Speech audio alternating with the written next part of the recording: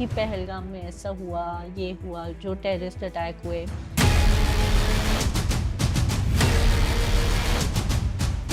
या कहीं पे भी सुनते हैं पुलवामा हो गया, उरी हो गया, हमने तो वो जगहें देखी नहीं हुई हैं। तो एज अ जर्नलिस्ट ऑब्जेक्टिवली एक न्यूज़ को देखते हो या you feel the same emotions as? You have to distance yourself from the story. आपको ऑब्जेक्टिविटी लानी पड़ती है। अगर आप इन्वॉल्व हो जाओ स्टोरी में, फिर आपका जो स्टोरी है वो बायस्ड होगी। पहले जब मैं न्यूज़ देखती थी तो न्यूज़ देखने में मज़ा आता था क्योंकि आपको चीज़ें पता चलती थी। आजकल न्यूज़ चैनल उठाओ तो हर कोई बस चिल्ला रहा होता है और हर कोई टीआरपी के पीछे पड़ा है। हमारे टाइम में क्या होता था, एडिटोरियल एंड एडवर्टाइजिंग बिल्कुल अलग, कि आप एक दूसरे से इंटरैक्ट भी नहीं कर पाते। अब वो चीज़ चेंज हो गई है। अब तो एडवर्टाइजिंग वाले डिक्टेट करते हैं। कोई मेरे साथ बैठा होता है गाड़ी में, मैं ड्राइव कर रही होती हूँ तो गड्ढे बहुत आते हैं, तो वो कहते हैं ले एक बारिश होती है गड्ढे हो जाते हैं, सड़कों का काम। तो अगर एक बारी में सड़क बन ली, अगले चुनाव में मांगेंगे क्या कि हम क्या ठीक करके देंगे आपको? हमारे यहाँ एक तो करप्शन बहुत ज़्यादा है। सो मान लो अगर किसी सड़क के लिए सैंक्शन भी हुए हैं पैसे, तो वो ठेकेदार को ही आप पूछो, वो बोलेगा मैं पूरे पैसे लगा ही नहीं सकता क्योंकि मुझे बहुत लोगों को देने हैं, चेन इतनी बड़ी है। कभी कोई ऐसा इंसिडेंट हुआ है कि किसी कंट्री ने प्रिजनर ऑफ वॉर देने के लिए मना कर दिया? कभी कभी होते हैं ऐसे stray incidents, but mostly her country कोशिश करती है, चाहे वो उसकी डेथ हो गई हो, लेकिन उसका शरीर वापस ज़रूर लेने की कोशिश करते हैं। ये सिर्फ एक पाकिस्तान ने ही इस तरह से ये किया है। एक जर्नलिस्ट का काम होता है हमें सच बताना, तो क्या आप सच जानना चाहते हैं? Hello everyone and welcome to cause corner. आज हमारे साथ है मिसेस चंद्रसूता डोगरा, जो कि एक जर्नलिस्ट हैं, ऑथर हैं, एंटरप्रेन्योर हैं और एक एक्स पॉलिटिशियन भी हैं। तो आइए उनसे एक अनफिल्टर्ड मैनर में जाने कि पॉलिटिक्स कैसे चल रही है, इंडिया पाकिस्तान की सिचुएशन एक्चुअली क्या है और जर्नलिज्म में आजकल क्या चल रहा है, क्या सच है और क्या झूठ है। Come on, let's go. Hello ma'am and welcome to the show. Ma'am, journalism and in 90s में है ना, तो क्या थॉट था जर्नलिज्म परस्यू करने के पीछे? Actually, ये even when I was in school, तब भी I wanted to be a journalist. So this was not something, I mean I knew कि मुझे तो इसी उसमें, because I was very fond of writing. Okay. और essays जो स्कूल में होते हैं या कॉलेज में भी मैं मैगजीन में लिखती होती थी। तो मुझे लगा कि ये मतलब इट्स अ गुड प्लेस जहाँ मैं एक्सप्रेशन कर पाऊँगी, and it was a natural progression कि इस तरफ तो मुझे आना ही था। So I like doing what this is. And I think 90s में इतने ऑप्शंस भी नहीं थे। If you loved writing you could do journalism only. आज के दिन में तो तुम कंटेंट क्रिएटर बन जाते हो, इन्फ्लुएंसर बन जाते हो। हाँ जी, हाँ जी, बहुत कुछ है। पहले तो वो पुराने ज़माने के वो टाइपराइटर्स होते थे। आई हैड वन वो पोर्टेबल टाइपराइटर ब्रदर का, जो मैंने सेकेंड हैंड कहीं से खरीदा था, because all the newspapers and magazine used to say कि हमें टाइप्ड आर्टिकल चाहिए। सो बैठ के उसमें कभी कीज़ ठीक नहीं है, कभी कुछ नहीं है। उन दिनों कंप्यूटर्स लैपटॉप्स तो नहीं होते थे। So I would sit and tap on those and और भेज देती थी मैं किसी मैगजीन में या किसी न्यूज़पेपर में या कुछ भी। So that is how one starts off, and then later on of course फिर you get a sense of what is news and what makes news. वो सब चीज़ें बाद में आई थी, बट यू आर राइट। उन दिनों अगर आपने कुछ लिखना है, या तो आप किताब लिखो या आप कोई मैगजीन में आर्टिकल लिख लो या अखबार में कुछ लिखो। तो आपका प्रोसेस कैसे होता था? आप पहले ऐसे पेपर पे लिख के फिर टाइपराइट पे लिखते थे? बिकॉज टाइपराइटर की आवाज़ बहुत है तो इट ब्लॉक्स है। हाँ, व्हाट यू नहीं, वांट वो टू राइट। अब लगता है कि इट ब्लॉक्स, बट उस टाइम पर it was natural, it just blended into the the overall background because it was compulsory. तो ऐसे नहीं है कि मैं हाथ से लिखती थी। I would maybe jot down a few points, but writing तो straight away टाइपराइटर पे ही। और आज तक भी, अब चलो लैपटॉप में मैं टाइप करती हूँ, लेकिन मैंने देखा है कि फ्लो जो आता है ना, जब कीबोर्ड सामने है and you are tapping, right, वो हाथ से लिखने से मच बेटर होता है। शायद उन दिनों की प्रैक्टिस है या जो भी कह लीजिए, but this is how it is. मेरी सिस्टर ने थोड़े टाइम के लिए, उसके कोई सब्जेक्ट था तो टाइपराइटर वो घर पे लेकर आई थी, तो I know this also that if your speed goes थोड़ा सा इधर उधर, वो गैप आ जाता है हाँ जी, वर्ड्स के बीच में। तो री राइटिंग भी उस टाइम पे बहुत होती होगी फिर? बहुत कुछ होता था, कई बार पूरा पेज दोबारा टाइप करना पड़ता है अगर नीट नहीं हो या आपने कुछ लाइंस रिवाइज करनी हो, तो ऐसे नहीं है कि नाउ तो आप delete and cut and right, बहुत इजीली हो जाता है। पहले आपको काट के दोबारा पूरा पेज टाइप करना पड़ता था, बिकॉज जब आप भेजते हो कहीं पर भी किसी भी अखबार में, तो उनको चाहिए बिल्कुल परफेक्ट कॉपी, राइट, है ना, ताकि उनको भी पढ़ने में भी आसानी हो। और उन्होंने फिर अपनी करेक्शंस, जो भी एडिशन ऑल्ट्रेशन करनी है, फिर वो साइड में कॉलम में मतलब साइड में करते हैं। सो अगर आपकी कॉपी ही गंदी है या अनटाइडी है, तो there is a good chance कि वो उठा के डस्टबिन में डाल देंगे कि इसको कौन पढ़े, ये तो नॉट ठीक है। Worth reading. Equality of genders के बारे में हम बहुत टाइम से बात कर रहे हैं, we are somewhat there but still not there जितना इक्वालिटी होना चाहिए। 90s और 91s में या अर्ली 90s में अगर मैं बोलूँ तो बहुत ज़्यादा डिफ़िकल्ट होता होगा, बिकॉज जर्नलिज्म मोस्टली एक मेल डोमिनेंट फील्ड अभी भी है। खैर अभी बहुत नाम वाले लोग हैं फीमेल्स भी, बट बहुत एक मेल डोमिनेंट फील्ड होती थी। तो कितना मुश्किल था कॉम्पीट करना और अपना एक स्टैंड लेना कि नहीं मैं हूँ and I am there and you know what I am saying is correct, you can not just rub it off क्योंकि आई एम अ फीमेल। या वो चैलेंज तो रहता ही है, वो चैलेंज तो आज भी है, still the same. But it all depends कि आप कितना firmly you are standing with your whatever is your stand, या जो ऑल्सो ये भी बहुत फ़र्क पड़ता है हाउ कॉम्पिटेंट यू आर। अगर आपने मेहनत की है अपने काम पे, तो उसको कोई नज़रअंदाज भी करना इतना आसान नहीं होता है। Right. चाहे कोई और, of course I could see male colleagues competing and getting away with, but mostly मैंने देखा है कि अगर आपका काम अच्छा हो तो ऐसे नहीं है कि कोई आपको बिठा सकता है या दबा सकता है, इतना आसान नहीं होता है। उन दिनों भी, तब भी मैं इंडियन एक्सप्रेस में थी एंड वेरी जूनियर, मैंने एक आधा साल ही हुआ था मुझे ज्वाइन किए हुए, तो they sent me to cover Amarnath Yatra. उन दिनों फर्स्ट टाइम बैन किया था मिलिटेंट्स ने, अच्छा। आई थिंक 92 या 93 की बात है। तो बहुत बड़ी घटना थी पूरे देश में कि अरे अमरनाथ यात्रा को बैन कर दिया है और यात्रियों के ऊपर गोली भी चल सकती है, और बड़ा कुछ हुआ था।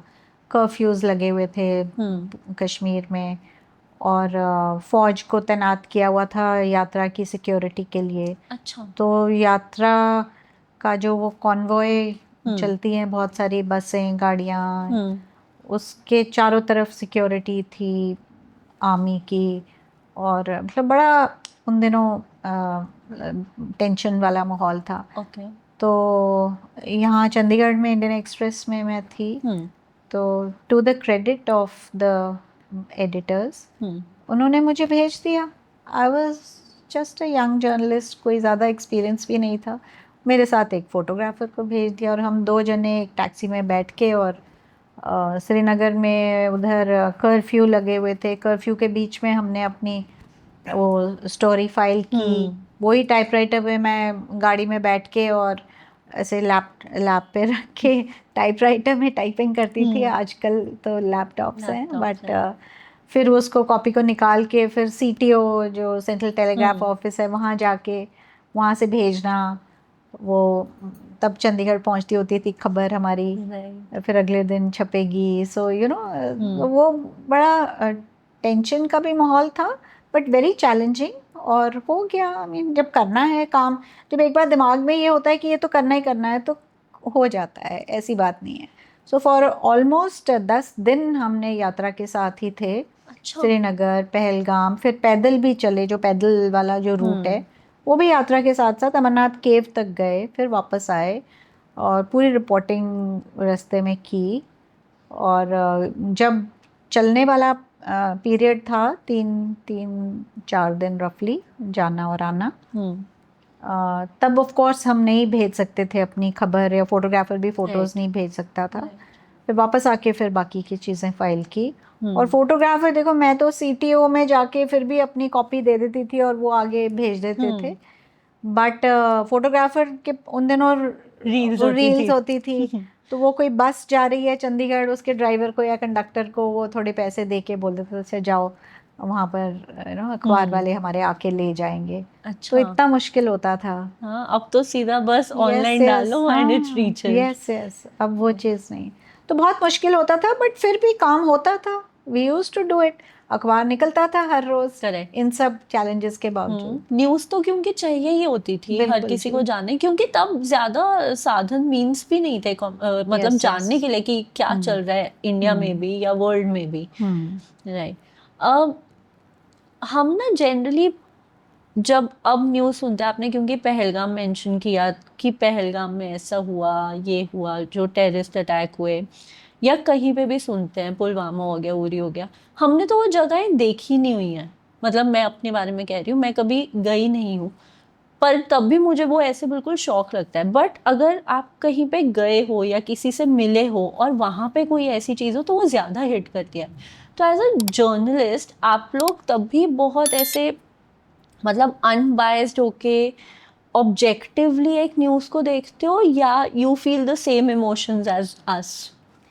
नहीं, you are right, but you have to distance yourself from the story. आपको ऑब्जेक्टिविटी लानी पड़ती है। अगर आप इन्वॉल्व हो जाओ स्टोरी में, फिर आपका जो स्टोरी है वो बायस्ड होगी, वो अनबायस्ड। आपको अपने आप को थोड़ा डिस्टेंस करना पड़ता है, अदरवाइज आप इमोशनल हो जाओ ज़्यादा। आपने कोई किलिंग देखी है, कोई कुछ हुई है, लेकिन आपको तो काम करना है। आपको सिर्फ वो ही चीज़ नहीं रिपोर्ट करनी है, आपने उसके सारे पहलू देखने हैं। आपको मान लो किसी टेररिस्ट ने कहीं पे कुछ किया है, इंसिडेंट, वारदात हुई है, तो वो तो एक इमीडिएट स्पॉट स्टोरी है ही, लेकिन आपको उसके इर्द गिर्द चारों तरफ का जो एक 360 डिग्रीज पर्सपेक्टिव वो देना है आपने अपने रीडर्स को। तो आप फिर पुलिस वालों से, सिक्योरिटी वालों से, आम जनता से, आप सबसे बात करेंगे ताकि आपको उसका हर पहलू सामने आए। ये करना, और ये सब करने के लिए आपको थोड़ा सा अपने आप को दूर रखना पड़ता है।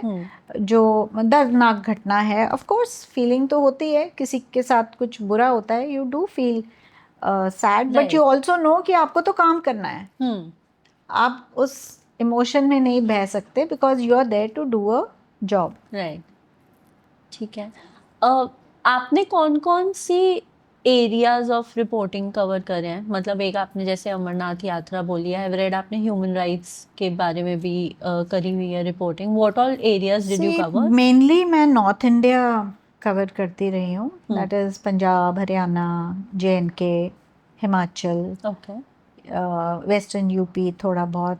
तो एरिया वाइज होता है, and mainly in areas, in states की जो पॉलिटिक्स, मेन तो ब्रेड एंड बटर हम लोगों का पॉलिटिक्स होता है। पॉलिटिक्स, फिर सोशल प्रॉब्लम्स, एग्रीकल्चर, एंड जब हम सोसाइटी के बारे में देखते हैं फिर उसमें ह्यूमन राइट्स भी आ जाते हैं, और भी बड़े इश्यूज होते हैं। थोड़ा बहुत डिफेंस ऑल्सो, कोई इशू आ जाए हमारे एरिया के कनेक्टेड तो वो भी कुछ articles. So one has to be, मतलब हर चीज़ में, एक्सेप्ट फॉर स्पोर्ट्स, वो मुझे समझ नहीं आता वो मैंने कभी नहीं किया है। ओके। तो आपको फील्ड वर्क ज़्यादा पसंद था या ऑफिस वर्क? हाँ बिल्कुल, फील्ड वर्क एनी टाइम। हाँ, उसमें जो तब इंटरेस्टिंग बहुत होता है क्योंकि आप हर तरह के लोगों को मिलते हो, और आपको एक्सपीरियंस इतना हो जाता है, आप लोगों से जानकारी लेते हो, इंटरेक्ट करते हो, so you understand first hand, आपको इशू की जानकारी मिलती है, अलग अलग तरह के लोगों से मिलते हो, तो it is an education, right. So field work, give me any day.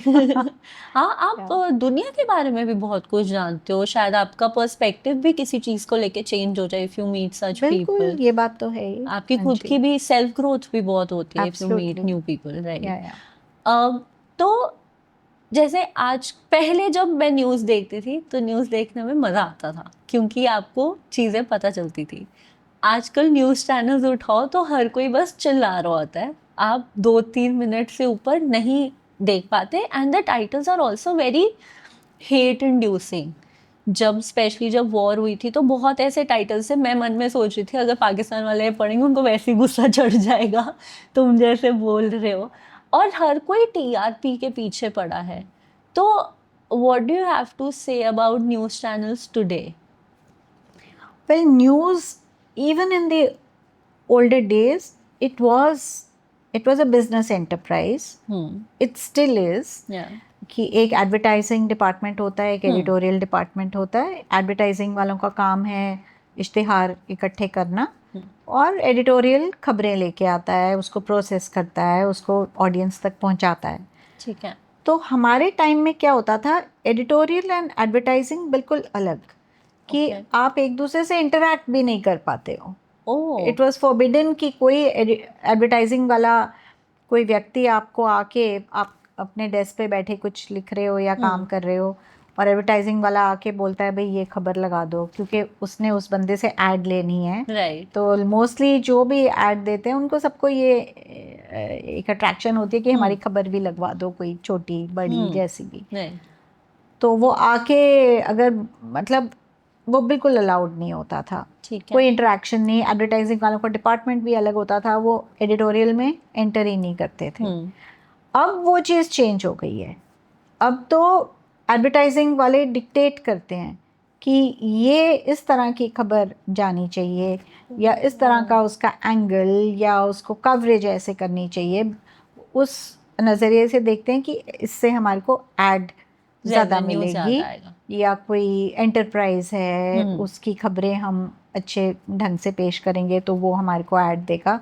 अब ये बहुत चेंज हो गया है। सो न्यूज़ का जो साइकिल तो चलो बनता ही जाता है, वो तो नेचुरल है, लेकिन जो जिस तरह से प्रेजेंट करनी है, जो कंटेंट है न्यूज़ का, उसमें अभी एडवर्टाइजिंग का बहुत दखल हो गया है, बहुत ज़्यादा।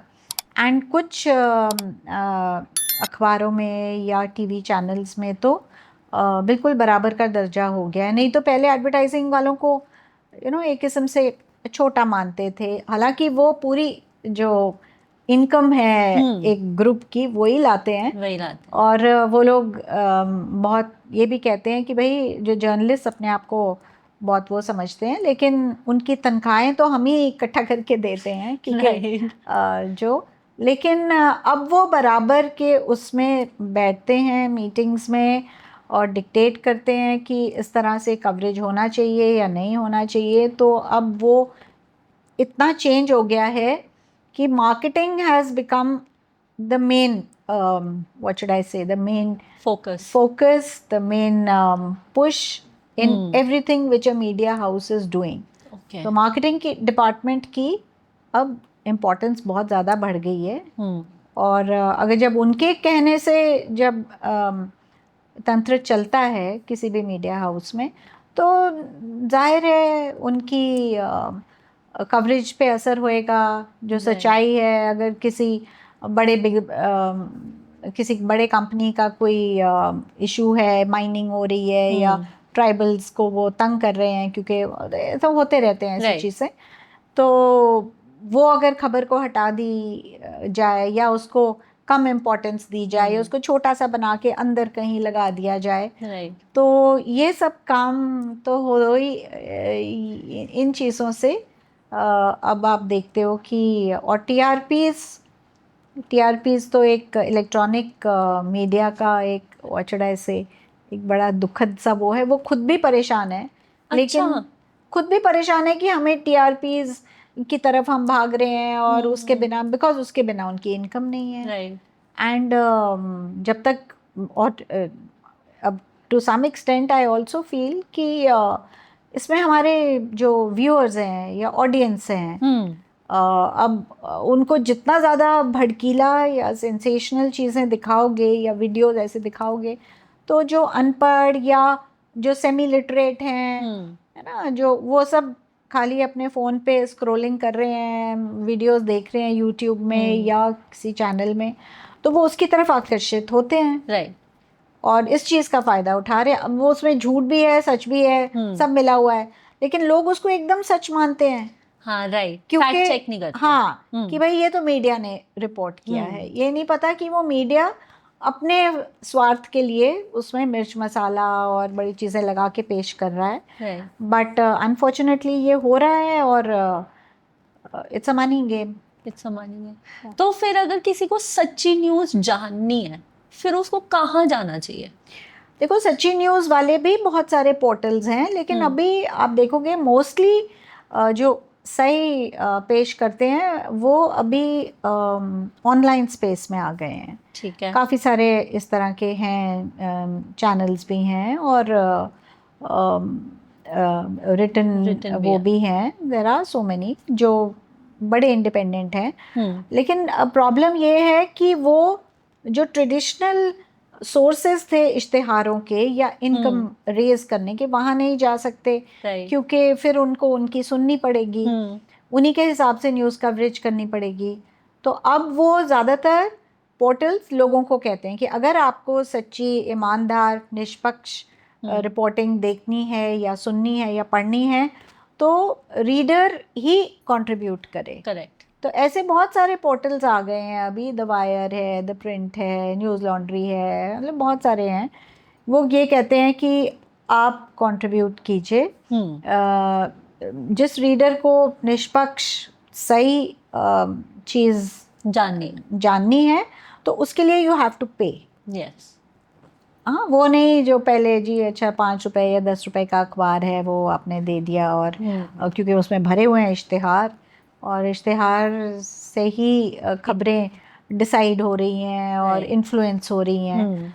और अब ये आ गया है, काफ़ी छोटी स्पेस है अभी तक ये, लेकिन ये जो न्यूज़ पोर्टल्स हैं या कुछ ऑनलाइन यूट्यूब चैनल्स भी हैं, वो ये कहते हैं भाई, आप अगर रीडर को सच्चा, अच्छा, निष्पक्ष चाहिए तो आप उसके लिए प्लीज़ पे कीजिए, और पे कीजिए। वो उनके पास एक छोटा सा टिकर होता है, उनका ऑनलाइन पेमेंट का सिस्टम होता है, आप उसमें डोनेट भी कर सकते हो, whatever you want to give.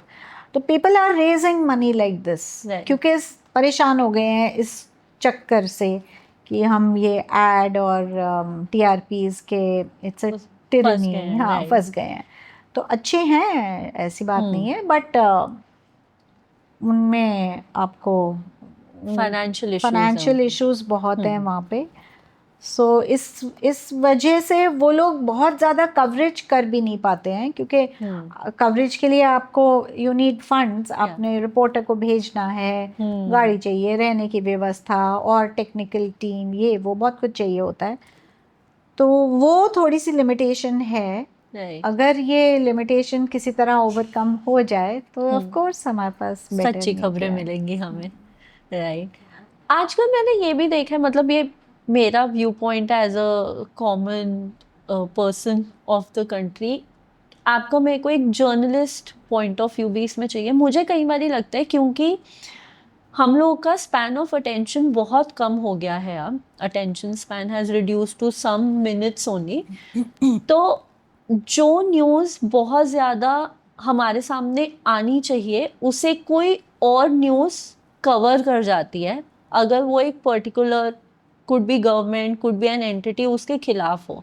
जैसे फॉर एग्जांपल, अगर वोट चोरी की बात हो रही थी, तो वोट चोरी की सारी खबर दिल्ली स्ट्रे डॉग से दबा दी गई। मुझे ऐसा लगा कि वो जितनी न्यूज़ ऊपर आनी चाहिए थी वो नहीं आई, और एक दूसरी न्यूज़ ऊपर आ गई। क्या ऐसा किया जाता है? बिल्कुल बिल्कुल, ये तो सरकारों का, उनकी भी बड़ी बड़ी मीडिया विंग्स हैं पॉलिटिकल पार्टीज़ के, जिनका काम ही ये है कि खबर को डिफ्लेक्ट किया जाए, जो अभी इनकन्वीनियंट है किसी पार्टी के लिए या किसी स्टेट की सरकार के लिए। ये तो होता ही है। आई थिंक ये समझना चाहिए जनता को भी, लोगों को भी। और अटेंशन स्पैन की आपने बात की है, तो ये मीडिया की गलती नहीं है ये Yeah, तो I agree. आजकल आते ही हैं, छोटे छोटे वीडियोस आते हैं। सो जो रिस्पॉन्सिबल मीडिया है वो भी कोशिश करता है कि हम छोटी छोटी बाइट्स ही दें जो इजीली लोगों को समझ में आए, डाइजेस्ट करें, एंड उन्होंने फिर दूसरी खबर की तरफ जाना है। सो ये तो एक कॉन्स्टेंटली चलता ही रहता है न्यूज़ इंडस्ट्री में, न्यूज़ साइकिल में भी। कि आज ये खबर ज़्यादा है, फिर कल दूसरी आ जाएगी, परसों तीसरी आ जाएगी। और ये डिलिबरेटली होता है, कुछ हद तक होता है certainly, but you can't say कि हर खबर में ही ऐसे हो रहा है, वन ऑड। ओके, पर क्या ये भी होता है कि क्योंकि अब वो छोटी छोटी बाइट्स आती है तो जो एक्चुअल कॉन्टेक्स्ट होता है बात का वो बहुत मिसअप्रोप्रिएट करके उसको अगेन, बिकॉज हेट ज़्यादा बिकती है तो उसको हेट की तरफ ले जाया करता है, जबकि किसी इंसान ने बात बहुत जनरली ही कुछ बोली हो जिसका कॉन्टेक्स्ट अलग हो। वही प्रॉब्लम है, कॉन्टेक्स्ट इस पूरे उसमें ना गायब ही हो जाता है। राइट। तो एक किसी ने कोई सेंटेंस बोला है उसको लेके खबर बना देते हैं। उसने बंदे ने किस कॉन्टेक्स्ट में बोली है ये चीज़, बाकी उस इशू का क्या बैकग्राउंड है, वो सब मायने ही नहीं रख रहा है, बिकॉज अगेन टीआरपीज की तरफ भाग रहे हैं। तो वही सेंसेशनल बनाने के लिए कोई नॉर्मल सी भी किसी ने बात बोली हो तो वो आउट ऑफ कॉन्टेक्स्ट लगता है कि ये तो, वेरेज उस पर्सन से पूछा जाए तो वो कुछ और ही बोल रहा था। बट ये बहुत ज़्यादा होने लग गया है अगेन। हर चीज़ को सेंसेशनलाइज करने के लिए उसके पीछे जो होड़ लगी हुई है उसी की वजह है। जर्नलिज्म के साथ साथ आप एक ऑथर भी हो, तो how did the thought go there कि अब मुझे बुक्स लिखनी चाहिए? वेल, बहुत साल पहले जब मैं आउटलुक मैगज़ीन में थी तो मुझे खुद पेंगुइन जो पब्लिशर्स हैं उन्होंने अप्रोच किया था। They wanted a book on honour killings. उन दिनों मैं ऑनर किलिंग्स काफ़ी रिपोर्ट कर भी रही थी, हरियाणा में बहुत हो रही थी और बड़ा इशू गरमाया हुआ था। तो वो कह रहे कि हमें एक बुक चाहिए ऑनर, आप देखो कैसे आप करना चाहोगे। सो फिर मैंने सोचा, देन आई थॉट कि ये एक बहुत उन दिनों फेमस सा केस था मनोज एंड बबली का, जो दोनों को मार दिया गया था। It was a young couple, और उसका वो इसलिए लैंडमार्क केस था कि 6 या 7 लोगों को फांसी की सज़ा हुई थी उसमें। फर्स्ट टाइम हरियाणा में ऐसा कोई जजमेंट आया था, जो ही बहुत अपने आप में ही बहुत बड़ी चीज़ थी, क्योंकि ऐसे केसेस तो कोर्ट तक पहुंचते ही नहीं है। या तो डरा धमका के बिठा देते हैं, या जज ही एंटरटेन नहीं करते हैं, वो भी डरे होते हैं। और जजमेंट और फांसी की सज़ा तक तो पहुंचना बहुत बड़ी चीज़ थी। तो पूरे हरियाणा में इसकी चर्चा भी थी और बहुत बड़ा मतलब सब तहलका सा मचा हुआ। तो मैंने सोचा कि मैं इस कपल की कहानी के थ्रू इस इशू को लिखूंगी और दर्शाऊंगी कि ये प्रॉब्लम्स हैं। ठीक है।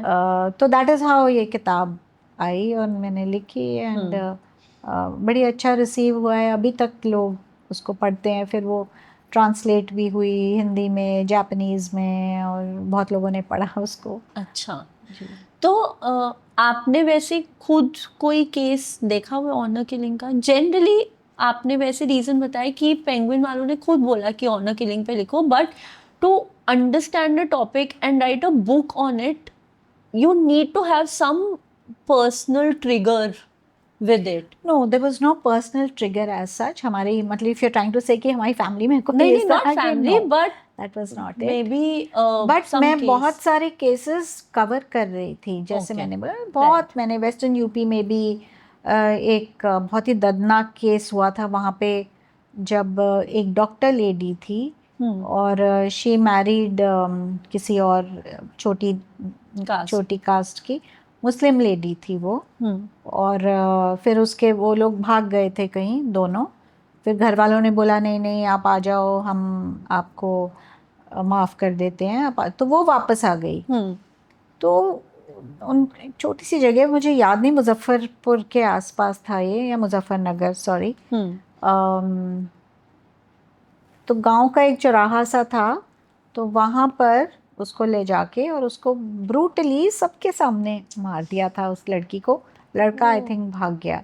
तो मैं कुछ दिन बाद वहाँ गई वो वाकया रिपोर्ट करने के लिए, और देखा अभी भी खून भी ऐसे ही पड़ा हुआ था कई जगह पे, और गाँव वालों ने सबने देखा वो केस, सबने उसको वो मर्डर एक किस्म से उसकी फैमिली ने किया, लेकिन कोई बोलने को तैयार ही नहीं था, कोई विटनेस ही नहीं था, कुछ भी नहीं था। सो इस तरह के मैंने 2-3 और केसेस कवर किए, और मतलब it did influence me a little, and I thought कि ऐसी चीज़ें, फिर जब पेंगुइन ने ये ऑफ़र दिया तो I was very happy to write about it.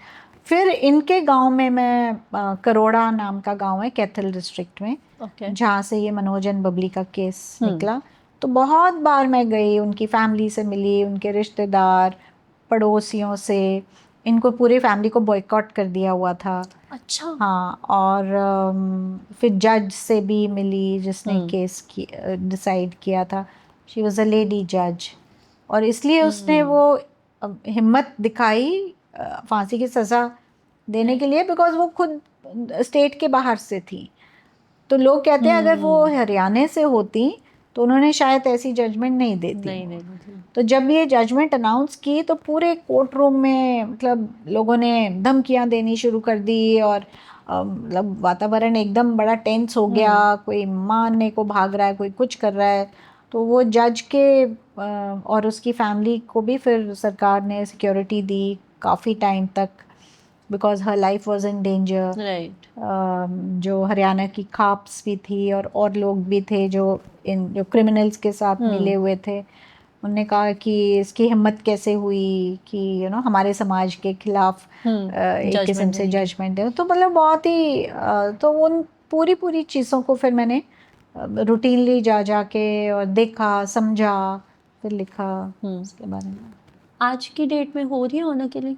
बिल्कुल हो रही हैं, कोई ज़्यादा फ़र्क नहीं है। अगर हम सोचें कि अब बच्चे एडवांस हो गए हैं, पढ़ लिख गए हैं, और वो दिमाग में वो धारणाएं नहीं हैं, लेकिन वेरी मच है कि जहाँ पर लड़का नीची जाति का है या दूसरी रिलीजन का है और लड़की अच्छे संपन्न परिवार से है, वहाँ पर तो टेंशन होती है।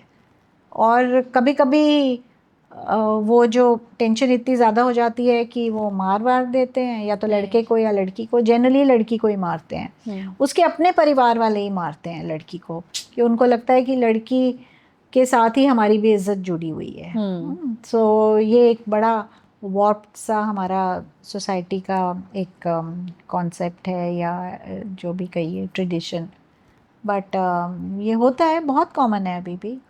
तो पंजाब में भी ऐसी चीज़ें कवर करते हो, आप डिस्टर्ब नहीं होते मेंटल हेल्थ? बिल्कुल डिस्टर्ब होती है, but like I said, I think अभी बहुत साल रिपोर्ट कर के incidents and all, now I have learned कि अपने आप एक मतलब जो वाक़या हुआ है उससे आप दूरी बनाइए, ताकि आप बहुत ज़्यादा इमोशनली इन्वॉल्व नहीं हो, नहीं तो फिर आपका पूरा पर्सपेक्टिव इन्फ्लुएंस हो जाएगा। राइट। फिर आप ठीक से उसको ऑब्जेक्टिवली देख ही नहीं पाओगे जो भी चीज़ आप कवर कर रहे हो। So you learn this over the years. Okay. आप एक आर्मी डॉटर भी हो, आर्मी वाइफ भी हो, आर्मी मदर भी हो। सबसे पहले तो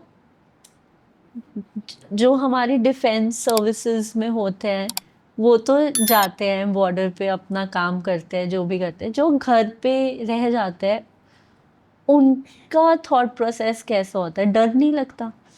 हाँ, डर तो होता ही है। जब आपकी फैमिली के जो आदमी हैं, मेन फोक हैं, वो जा रहे हैं, या कोई एक्सरसाइज भी हो, चाहे इवन एक्सरसाइज में भी जोखिम होता है, कोई भी हादसा हो सकता है वहाँ पे, या लड़ाई होती है, कोई कॉन्फ्लिक्ट सिचुएशन, कोई टेररिस्ट के साथ आपकी मान लो पोस्टिंग ऐसी जगह में है जहाँ पर ये है, तो खतरा तो हमेशा ही होता है। लेकिन एक आर्मी के जो परिवार है ना, मतलब व्हाट शुड आई से, एक हिंदी में कहावत है, they take it in their stride, कि इंग्लिश में सॉरी सो कि it is a part of their life. मतलब वो हर वक्त कंटोनमेंट में या जहाँ पर भी होते हैं इंजॉय भी करते हैं, लेकिन ये हमेशा एक मंडरा रहा होता है फियर कि आप कभी भी आपके साथ कुछ भी हो सकता है कहीं पर भी। आप हवाई जहाज़ ही मान लो, आप एयरफोर्स चला रहे हैं, कोई हादसा हो जाए। ऑल्दो ये भी कहना सही होगा कि सिविलियन लाइफ में भी हादसा कहीं पर भी हो सकता है, हाँ, सड़क पर भी, कहीं पर भी। बट आर्मी में ये ज़रूर है क्योंकि आप दुश्मन के साथ लड़ रहे हो, चाहे वो दुश्मन टेररिस्ट हो या दूसरी देश है, हाँ दूसरा कंट्री है, व्हाटएवर। सो लेकिन आई थिंक जो फौजी फैमिलीज होती है ना, they go with the flow and they learn how to coping mechanisms. फिर हमारा जो एक फैमिली स्ट्रक्चर होता है आर्मी में, कि अब आप किसी यूनिट में हो, वहाँ पर 8 10 12 15 ऑफिसर्स हैं, तो जो बॉन्डिंग है वो इतनी स्ट्रॉन्ग बॉन्डिंग होती है फैमिलीज़ में, ऑफिसर्स में, आपस में एक दूसरे की हेल्प इतनी ज़्यादा करते हैं। तो जब जो आदमी लोग, मेन फोक बाहर जाते हैं एक्सरसाइज में या लड़ाई पे, तो पीछे जो औरतें होती हैं वो लोग आपस में बहुत अच्छी बॉन्डिंग होती है, एक दूसरे को सपोर्ट करते हैं। किसी के घर में कुछ हो जाए, बच्चा बीमार है, कुछ हो, सब लोग आके हेल्प करते हैं। तो इस तरह की चीज़ सबको पता है कि एक हमारा एक सपोर्ट स्ट्रक्चर है। ऐसे नहीं है कि आप अकेले जूझ रहे हो ज़िंदगी की। एक बहुत अच्छा सपोर्ट स्ट्रक्चर होता है, emotional also, material support structure आपको हर मतलब, सो उससे थोड़ा सा आसान हो जाता है। ठीक है। क्या इस लाइफस्टाइल ने आपकी स्टोरी टेलिंग को कभी शेप किया है? आई थिंक सो, क्योंकि जो मेरी दूसरी किताब है वो डिफेंस इश्यूज पे ही है, प्रिजनर्स ऑफ वॉर के ऊपर है। सो उसमें मैंने बहुत सारी लेडीज़ से मिली थी जिनके हस्बैंड्स मिसिंग हैं, अभी तक नहीं आए हैं वापस, और वो किस तरह से डील कर रही हैं इस इशू को। तो मुझे वो उनकी जो दशा है उसको समझने में आसानी हो गई। मुझे पता है कि कैंटोनमेंट में ये रही हैं, किस तरह की लाइफ इन्होंने जी है, और अब वो क्या कर रही हैं। So it was easy for me to understand कि व्हाट इज़ हैपनिंग। ठीक है। आपने अभी मेंशन कि आपकी second book missing in action prisoner of wars के ऊपर, हाँ, प्रिजनर ऑफ वॉर्स के ऊपर है। क्यों ये थॉट क्यों आया, क्यों लिखना था इसके बारे में? Again see, as a journalist आप बहुत सारे टॉपिक्स के ऊपर लिखते रहते हो कभी, तो ये भी एक टॉपिक था जिस पे 2007 में एक कुछ फैमिलीज़ का एक जत्था गया था पाकिस्तान में अपने लव्ड वंस को ढूंढने। ये गवर्नमेंट ने अरेंज करवाई थी विज़िट, क्योंकि ये लोग बोलते रहते थे कि हमारे वहीं पर हैं एंड हमारे पाकिस्तान वापस नहीं कर रहा है। तो government of India, government of Pakistan ने ये डिसाइड किया कि ठीक है, इनको बोलो ये आके हमारी जेलों में खुद आके देख सकते हैं। ओके। तो गए वो, खैर वो विजिट अनसक्सेसफुल ऑब्वियसली, मतलब कहाँ कोई अगर है भी उनके पास में वो उनको नहीं दिखाएंगे, बट पब्लिक को दिखाने के लिए एक ये एक्सरसाइज हुई थी। तो उन दिनों फिर मैंने भी ये कवर कर रही थी, I was in touch with some relatives, और वो मुझे डे बाय डे पूरा ब्यौरा फ़ोन से वहाँ से बताते रहते थे, और हम उसको लिखते रहते थे यहाँ पे। तो बहुत सारे आर्टिकल्स मैंने उस दौरान किए, उसके बाद भी किए कई इसी इशू को लेके, various aspects of the same issue.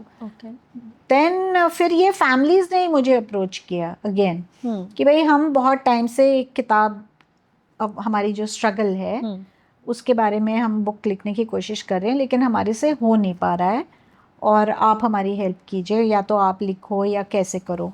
तो ऐसे ही फिर ये आगे बढ़ा, बातचीत करते करते फिर मेरे को एक पब्लिशर भी, हार्पर कॉलिंस से मेरी बात चली, उन्होंने कहा ठीक है जी आप लिख दीजिए। एंड देन काफ़ी सारा रिसर्च बहुत करना पड़ा था, कुछ तो चिट्ठियाँ, लेटर्स, डॉक्यूमेंट्स इन लोग के पास भी थे, फैमिलीज़ के पास, जो इन्होंने शेयर किए। कुछ मैंने मटेरियल खुद काफ़ी इकट्ठा किया, इंटरव्यूज़ की उन लोगों से जो उस दौरान निगोशिएशंस कर रहे थे, इंडिया पाकिस्तान जो सेक्रेटरी थे या हमारे एम्बेसडर थे इस्लामाबाद में, एंड वेरियस अदर पीपल।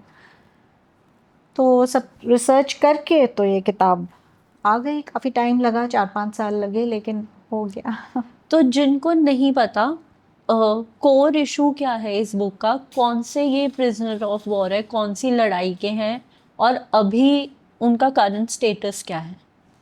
हमारी ना 1971 वॉर के बाद, ऑल्दो इसमें कुछ 65 वॉर के भी नाम शामिल हैं, बट 71 वॉर के बाद पता चला कि हमारे कुछ, एक तो गवर्नमेंट एक लिस्ट होती है प्रिजनर्स ऑफ वॉर, जो दुश्मन देश, दोनों देशों ने जब लड़ाई ख़त्म हुई तो एक दूसरे के साथ एक्सचेंज किया कि भाई ये हमारे पास आपके ये हैं, ये प्रिजनर्स ऑफ वॉर एक कैटेगरी होती है ये। और under the Geneva convention prisoners of war दोनों देश जैसे ही लड़ाई ख़त्म होती है उसके कुछ दिन बाद वापस कर देते हैं। तो पाकिस्तान ने हमारे 616 के करीब वापस कर दिए थे एक साल बाद, और हमारे पास थे उनके करीब 97,000। हमारे पास बहुत थे क्योंकि हमारे पास ईस्ट पाकिस्तान जो अब बांग्लादेश बन गया है वहाँ से बहुत थे, उसमें फैमिलीज भी थी, बच्चे भी थे, सिविलियंस भी थे, और आर्मी वाले तो थे ही, लेकिन उन सबकी category again prisoners of war, और वो हमने पाकिस्तान को बोला था। वो भी वापस हो गए थे क्योंकि शिमला का समझौता हुआ और जैसे भी। लेकिन जब ये सब हो गया तो इंडियन गवर्नमेंट को लगा कि अरे, और कुछ एविडेंस आने शुरू हो गए कि किसी ने कहा अरे वो बंदा तो आपकी डेड वाली लिस्ट में है कि he has been killed in action, लेकिन उसको तो हमने उस जेल में देखा है या उस जेल में। तो ऐसे एविडेंस आने शुरू हो गए कि so and so is alive, so and so is alive. तो फिर गवर्नमेंट को ये एहसास हुआ कि पाकिस्तान ने पूरी तरह से ईमानदारी से लिस्ट नहीं बनाई है, कुछ लोगों को छुपा दिया हुआ है। और ये एक तरीका भी होता है इन अ वे, क्योंकि हर जो दुश्मन देश है वो जो अपने सामने वाले देश के कुछ लोगों को एज बार्गेनिंग के लिए रखेगा। ये आम तौर पे करते हैं कंट्रीज़, जब भी लड़ाई होती है, किसी भी तरह की कॉन्फ्लिक्ट होती है, और अगर उनके पास कुछ आ जाए कैदी तो वो उनको संभाल रख लेते हैं कि भाई कभी हमें ज़रूरत पड़े तो हम इनको बार्गेनिंग के लिए यूज़ कर सकते हैं। ठीक है। और ये बाद में हमें, मतलब गवर्नमेंट को बाद में पता चला कि इनको इसीलिए जानबूझ के प्रिजनर्स ऑफ वॉर कैटेगरी में ही नहीं डाला। अगर उस कैटेगरी में डालते फिर तो आपको वापस करना पड़ता अंडर द जिनीवा कन्वेंशन। तो इनको उन्होंने सिक्योरिटी प्रिजनर्स की कैटेगरी, सिक्योरिटी प्रिजनर्स होते हैं स्पाइज, कि भाई ये तो हमारे देश में स्पाइंग करने के लिए आए थे। तो जो स्पाइज की कैटेगरी में होते हैं उनके लिए कोई कुछ भी नहीं कर सकता, जो जिस देश में है वो, जैसे अभी पाकिस्तान, तो उस देश का कानून ही जो डिसाइड करेगा वही होगा। सो इसलिए हमारे बहुत सारे लोग इस कैटेगरी में, वहाँ पे गवर्नमेंट को ये शक था कि उसमें ये रखे हुए हैं। और हर साल मतलब काफ़ी नेगोशिएशंस हुई at prime minister level, foreign secretary level, foreign minister level, हर लेवल पे बातचीत। पर पाकिस्तान हमेशा ये कहता था कि हमारे पास आपके कोई प्रिजनर्स ऑफ वॉर नहीं है। तो technically they were right, but वो किसी दूसरी कैटेगरी में रखे हुए थे उन्होंने। तो अब भी आप देखो हर 1-2 साल बाद डिफेंस मिनिस्टर पार्लियामेंट में खड़ा होके बोलते हैं कि हमारे 54 प्रिजनर्स अभी भी पाकिस्तान की हिरासत में हैं। अब तो लिस्ट भी बढ़ गई है क्योंकि उसमें कुछ peace time disappearances, peace time में भी सोल्जर्स गायब हो जाते हैं, कोई लाइन ऑफ कंट्रोल के पास कोई ऑपरेशंस कर रहे हैं, गलती से उस तरफ चले गए, वो वहाँ पकड़े गए, कैदी हो गए, तो वो सब भी मिसिंग लिस्ट में हैं, उनके नाम शामिल। तो हर साल ये डिफेंस मिनिस्टर खड़े होके बोलते हैं लेकिन उसका कुछ होता नहीं है। So then that is how I decided कि इसका फिर किया। फिर सिर्फ इनकी तो स्टोरीज थी, फिर मैंने उसके पूरे पॉलिटिक्स को भी समझा कि वो क्या वजह हो गई कि इंडिया पुश नहीं कर पाया। हमारे एविडेंस इतना है हमारे पास कि ये यहाँ पर, और ये भी पता चलता था कि एक मेजर सूरी के बारे में कि भाई वो उनको इस जेल से इस डिटेंशन सेंटर में शिफ्ट किया गया है, उसकी भी खबर आ जाती थी। इधर से उधर शिफ्ट किया है, कभी खैबर पख्तूनख्वा में, कभी मतलब हर जगह उसकी पूरी इंफॉर्मेशन आ रही है इंडिया में। लेकिन पाकिस्तान को पूछो, वो कहते नहीं हमारे पास तो है ही नहीं, क्योंकि वो उनको सिक्योरिटी प्रिजनर्स मानते। तो हम मतलब ऐसे कर नहीं सकते कि ये तो हमारी लड़ाई में ही पार्ट ले रहे थे तो ये आपके सिक्योरिटी प्रिजनर्स कैसे, ये तो प्रिजनर्स ऑफ वॉर ही हो। मतलब एज द गवर्नमेंट इंडिया ऐसे नहीं लड़ सकती, या कोई एक फॉरेन प्लेटफॉर्म हो जहाँ जाकर इस बारे में बात हो सकती हो? फॉरेन प्लेटफॉर्म है, वो है United Nations, hmm international court of justice, United Nations human rights commission. In platforms में जाके ज़रूर सरकार बोल सकती थी कि हमारे कैदियों को, लेकिन हमारा एक पॉलिटिकल इशू है पाकिस्तान के साथ, और जो शिमला एग्रीमेंट है वो ये कहती है कि दोनों देशों में जो भी डिस्प्यूट हो वो बायलैटरली रिजॉल्व करना है, हमने थर्ड पार्टी को इन्वॉल्व करना ही नहीं है। थर्ड पार्टी मतलब कोई दूसरा देश तीसरा या कोई और यूएन या कोई भी। तो ये एक शिमला एग्रीमेंट की एक इम्पॉर्टेंट क्लॉज है उसमें कि थर्ड पार्टी इंटरवेंशन हम टॉलरेट नहीं करेंगे। तो आपस में बायलैटरली, आप पाकिस्तान को भी पता है कि बायलैटरली ये जितना मर्जी बोलते रहें हम मना करते रहेंगे। इन्होंने बाहर तो ये जाएंगे नहीं यूनाइटेड नेशंस में या और कहीं, तो इस चीज़ का फ़ायदा उठाया है पाकिस्तान। पर अगर थर्ड पार्टी इंटरवेंशन अलाउड नहीं है, अलाउड अगर होती तो फिर हमारे लिए एक और इशू है कि फिर पाकिस्तान कश्मीर को लेके भी फिर यूनाइटेड नेशंस जा, इंडिया वो नहीं चाहता कि कश्मीर तो हमारा है, इंडिया का है, और उसमें हम कोई दखल बर्दाश्त नहीं करेंगे। तो कश्मीर की वजह से मेनली हम थर्ड पार्टी इंटरवेंशन नहीं मानते। नहीं, ठीक है। बट अगर थर्ड पार्टी इंटरवेंशन नहीं है तो जो अभी ये रीसेंट हफ्ते 10 दिन की वॉर हुई थी, इसमें तो यूएस कहता है आई इंटरवीन्ड एंड मैंने ही रोकी है लड़ाई। इसीलिए कंट्रोवर्सी हो गई थी ना बहुत, तभी तो प्रधानमंत्री ने भी और औरों ने भी कहा कि नहीं नहीं, यूएस के कहने पे हमने लड़ाई नहीं बंद की है। हमने अपने हमारे को पाकिस्तान ने बोला था कि मैं बहुत मुश्किल में हैं हम और ये युद्ध विराम कीजिए। ये इशू है इसीलिए, बिकॉज हम कहते हैं कि हमने थर्ड पार्टी इंटरवेंशन तो हम बर्दाश्त ही नहीं करेंगे। ओके, कोई एक ऐसा प्रिजनर ऑफ वॉर का केस जिसमें बहुत बुरा ट्रीट किया हो उन प्रिजनर्स ऑफ वॉर को? सी प्रिजनर्स ऑफ वॉर के साथ वहाँ क्या हुआ है ये हमें पता ही नहीं है, यू नो, क्योंकि वो तो दूसरे देश के कैदी हैं। और वहाँ पे कुछ उनमें से इक्का दुक्का नॉट आर्मी के, लेकिन हमारी इंटेलिजेंस एजेंसीज के भी जो वहाँ जाते हैं स्पाइंग करने या कोई, वो आ जाते हैं बीच में, जैसे उनको पकड़ लिया, उनको सज़ा सुना दी, मान लो 10 साल का या 15 साल का उनको कैद। तो जब उनका वो सेंटेंस ख़त्म हो जाता है तो कई वापस आते हैं और वो बताते हैं कि हमारे साथ क्या हुआ क्या नहीं हुआ। और तो ऐसे हैं काफ़ी। ऑफ कोर्स टॉर्चर भी होता है, मार पिटाई भी होती है, सब कुछ होता है। लेकिन पाकिस्तान में सबसे जो इम्पोर्टेंट चीज़ वहाँ पे ये होती है, इन सब का धर्म परिवर्तन कर देते हैं इनको। और जो ये मजबूर होते हैं, जो कैदी है, आप किसी बड़ी ताकत के खिलाफ आप लड़ नहीं सकते। आपको पता है कि अगर आप इस्लाम कबूल कर लोगे तो आपकी वहाँ जो हिरासत में लाइफ है वो इजी हो जाएगी।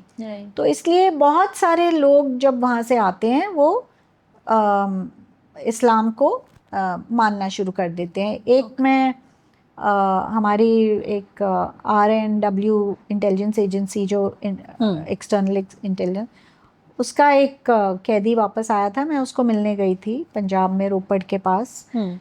तो वो आई थिंक 15 या 20 साल की कैद के बाद वापस आया। तो हमने उसकी घरवाली को पूछा कि आपको कैसा लग रहा है आपका इतने साल बाद। कहती बहुत अच्छा लग रहा है, बस ये मुझे समझ नहीं आती कि 5 बार दिन नमाज पढ़ता है कि शीज़ सिख नहीं, शीज़ मेरे को ये समझ नहीं आता कि ये, लेकिन अब वो मानना शुरू हो गया था, उसको वो धर्म अच्छा लगने लगा था। तो he was practising Islam which is all right, चलो उसको अभी, लेकिन उससे थोड़ा आइडिया लगता है कि वहाँ पर क्या होता है इन लोगों के साथ। करेक्ट। मैं जब आपके बुक के बारे में पढ़ रही थी तो फॉरवर्ड में सौरभ कालिया नाम का भी मेंशन है। मुझे नहीं पता ज़्यादा उनके बारे में, तो उनकी क्या स्टोरी है? सौरभ कालिया तो कारगिल की लड़ाई में लड़ाई शुरू होने से आई थिंक 1 या 2 दिन पहले ही शायद उनको, वो एक प्लेटून लेके जा रहे थे और उनको पकड़ लिया वहाँ पाकिस्तानियों और बुरी तरह उनको टॉर्चर किया बहुत ही बेरहमी से। Okay. और उनके और भी जो साथ में साथी सोल्जर्स थे, तो उनका केस भी अभी हमारे कोर्ट्स में है, सुप्रीम कोर्ट में। और उनके फादर आज तक ये लड़ रहे हैं कि मेरे बेटे की जो मेरे बेटे के साथ हुआ है वो इंटरनेशनल कोर्ट ऑफ जस्टिस में उसकी सज़ा दिलवाई जाए, या United Nations human rights commission में। तो वहाँ पर भी सरकार कोर्ट को यही जवाब देती है, एफिडेविट दे देती है कि हम ये थर्ड पार्टी के पास नहीं जाएंगे, ये बायलैटरली रिजॉल्व करेंगे। तो उनके बेटे की जान गई, बुरी तरह टॉर्चर हुआ, लेकिन वो इंसाफ चाहते हैं। वो इंसाफ उनको भी नहीं मिल रहा है। आपने कारगिल वॉर मेंशन करी, मैंने ये कहीं पढ़ा था, शायद correct me if I am wrong, कि कारगिल वॉर के टाइम पाकिस्तान ने बहुत सारे डेड उनके सोल्जर्स को लेने से ही मना कर दिया था, and India did the funeral rights. Yes. क्यों कोई कंट्री ऐसा करेगी? बस यही एक है, ये तो बहुत चर्चित भी है एंड सही, बिकॉज उन्होंने अपने सोल्जर्स, उन्होंने एक्चुअली ये कहा था कि ये तो आपके इंटरनल फ्रीडम फाइटर्स हैं। अच्छा, है कि नहीं?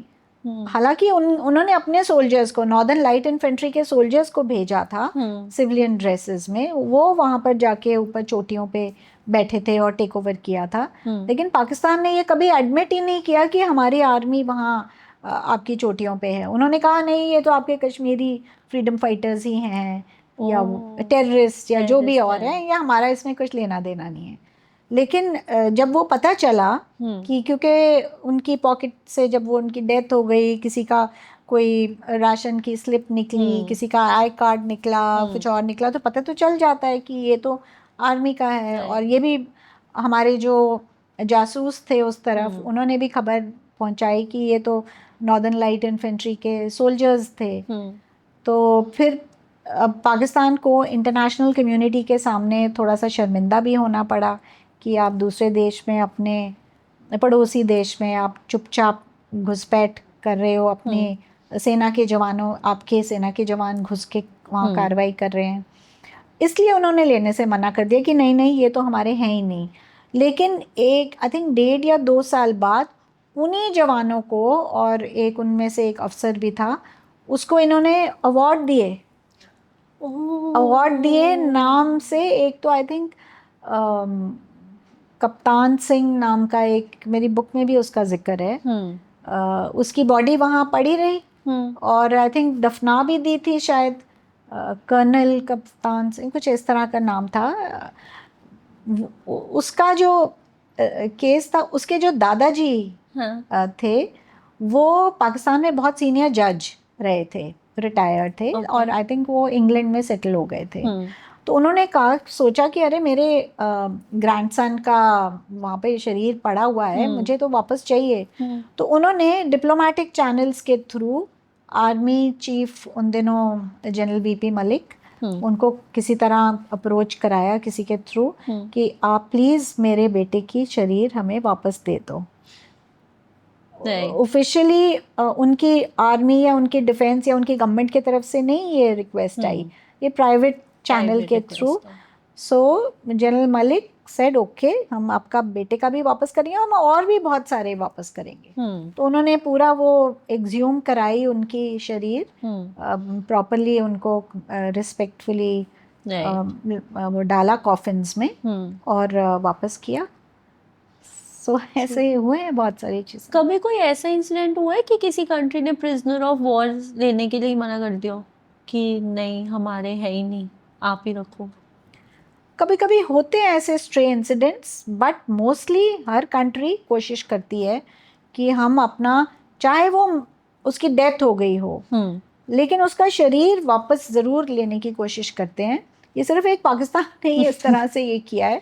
अब आप देखिए वर्ल्ड वॉर 2 में जो शहीद हुए थे हमारे नॉर्थ ईस्ट में, काफ़ी वहाँ बर्मा में और अरुणाचल में, उनकी डेड बॉडीज आज तक ढूंढ रही है सरकार, यूनाइटेड स्टेट्स की गवर्नमेंट, कि कोई ना कोई कहीं पता चल, कोई सुराग मिल जाता है, कोई लोकल बता देता है अरे यहाँ पे ये बॉडी दफनाई गई है, या कुछ भी, तो अभी भी वो ढूंढते हैं अपने, फिर उनको बिल्कुल रिस्पेक्टफुली वापस लेके जाते हैं, उनका डीएनए टेस्टिंग करते हैं टू चेक आउट कि ये कौन सी फैमिली का है, क्या इसका नाम हो सकता है, फिर परिवार को इन्फॉर्म करते हैं, फ्यूनरल कराते हैं, सब कुछ होता है। सो पीपल आर सर्चिंग कि हमारे बंदे मिल जाएं।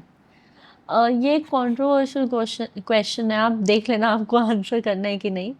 मैंने एक मूवी का एक डायलॉग सुना था, मुझे एग्जैक्ट वर्डिंग्स नहीं याद, बट उसका मतलब ये था कि बहुत किस्से इसलिए सॉल्व नहीं करे जाते क्योंकि फिर पॉलिटिक्स कैसे चलेगी या वोट कैसे मिलेंगे। क्या इंडिया पाकिस्तान की लड़ाई वैसा ही एक किस्सा है जो वैसे सॉल्व हो सकता है, बट दोनों ही गवर्नमेंट्स आपस में सॉल्व नहीं करना चाहती?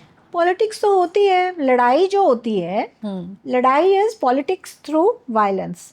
जैसे हम आपस में भी जब देखते हैं कि दो बंदे अगर लड़ रहे हैं, पहले तो वो बातचीत करेंगे, फिर एक बंदे को ज़्यादा गुस्सा आएगा तो थप्पड़ मारेगा, गुस्सा मारेगा। It is exactly the same. So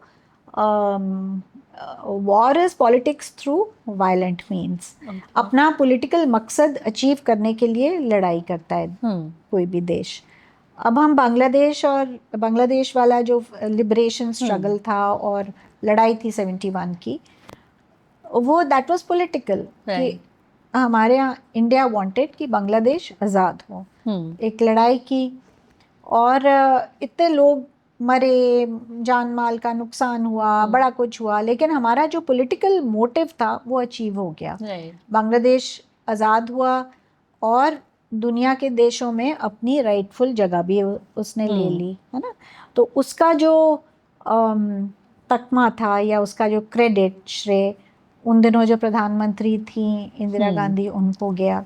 so it is pure politics. इसमें कोई अगर अब तब हमने बांग्लादेश पाकिस्तान का एक अंग तोड़ के आज़ाद कर दिया।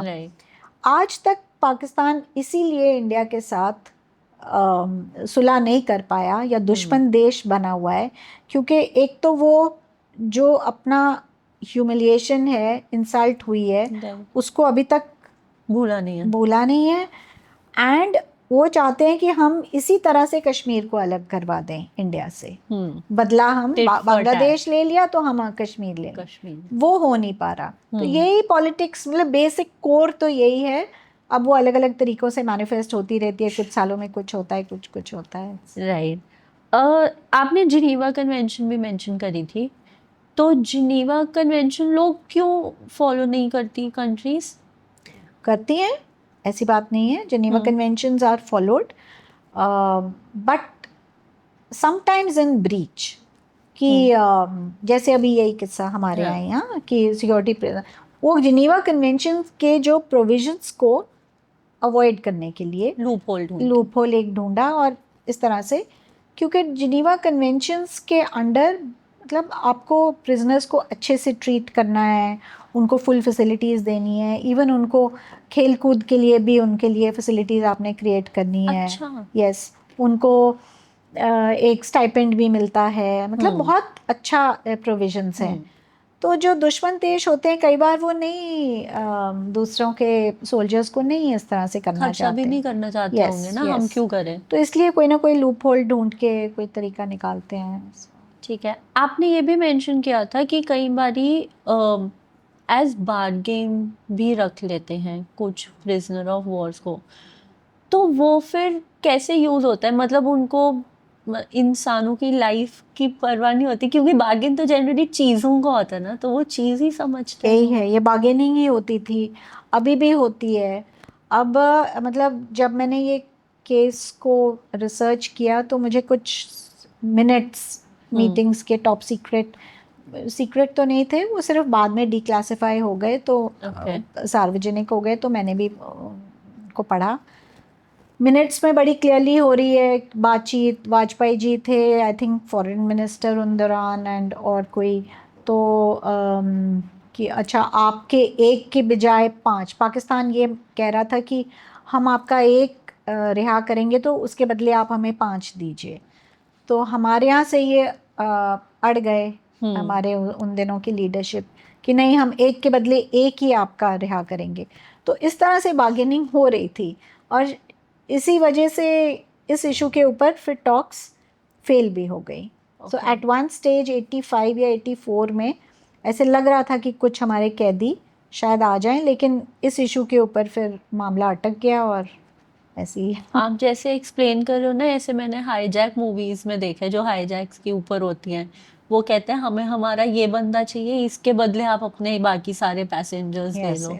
Yes, same negotiations. बिल्कुल जी, बिल्कुल। आपकी दोनों books, Manoj and Babli as well as missing in action, injustice को और पेन को दर्शाता है। एक सोशल इशू है, एक पॉलिटिकल इशू है, बट है इनजस्टिस ही दोनों में। तो आपने कभी ऐसे कनेक्ट किया था ये दोनों बुक्स को, या वो बाय चांस दोनों टॉपिक बेस लाइन पे पेन की तरह सिमिलर हैं? सी आई टेल यू, जो जर्नलिस्ट्स मोस्टली जो अनफॉर्चुनेट होते हैं उनके बारे में हम ज़्यादा स्टोरीज करते हैं, जो दुखियारे या जो प्रॉब्लम में है या कुछ। और बेसिकली हमारा काम भी है कि जो मुसीबत से मारे हुए हैं उनकी हम प्रॉब्लम को दर्शाएं, ऊपर लाएं, लोगों को बताएं, ताकि उनका कुछ हो सके, उनको रिलीफ मिल सके। ब्रॉडली, मोटे तौर पे ये होता है। ठीक है। सो हम लोग नेचुरली ग्रेविटेट करते हैं टुवर्ड्स कॉजेज जहाँ इनजस्टिस हो रही हो किसी के। This is a natural thing.